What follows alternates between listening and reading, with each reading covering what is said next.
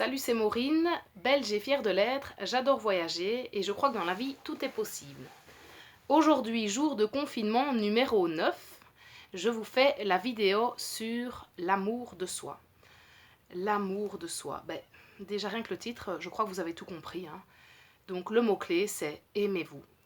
Aimez-vous de façon inconditionnelle, tel que vous êtes, ici et maintenant. N'attendez plus d'avoir réussi ou d'avoir tel ou tel travail. N'attendez plus d'avoir le poids idéal. N'attendez plus de... Non, vous êtes parfait là, maintenant, tout de suite. Et vous avez le droit de vous aimer. Aimez-vous maintenant tel que vous êtes, avec vos forces, vos faiblesses, avec vos qualités, avec vos défauts. Ayez de la compassion envers vous-même. Ne soyez pas trop dur avec vous-même. Et prenez soin de vous. C'est comme ça qu'on fait quand on s'aime. On prend soin de soi. On nous a beaucoup trop appris dès notre plus jeune âge, justement,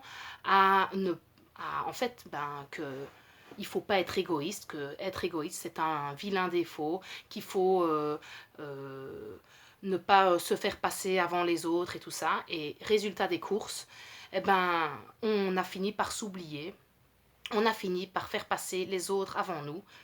Et on en arrive même à culpabiliser de temps en temps de se faire plaisir. On en arrive même à culpabiliser de temps en temps quand on se fait passer avant quelqu'un d'autre. Comme je disais hier avec l'estime de soi, quand vous osez dire non, vous vous dites oui à vous. Et si vous vous aimez, vous devez d'abord vous dire oui avant de dire oui aux autres. Vous devez respecter qui vous êtes, vous devez respecter vos besoins, vos envies, vos rêves. Donc, d'ailleurs, j'ai envie de dire que être égoïste, c'est pas penser à soi, ça n'a rien à voir. Pour moi, être égoïste, c'est imposer aux autres ce que nous, on veut.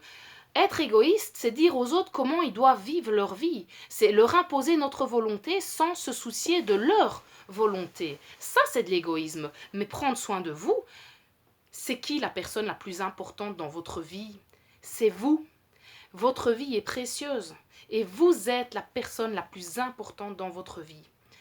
J'ai aussi envie de vous dire qu'en prenant soin de vous, en vous aimant assez, en vous donnant assez d'amour, ça va vous permettre justement d'être beaucoup plus apte à prendre soin des personnes qui vous sont chères après. Parce que justement, comme vous aurez pris soin de vous, vous serez plus en forme, vous serez plus gonflé.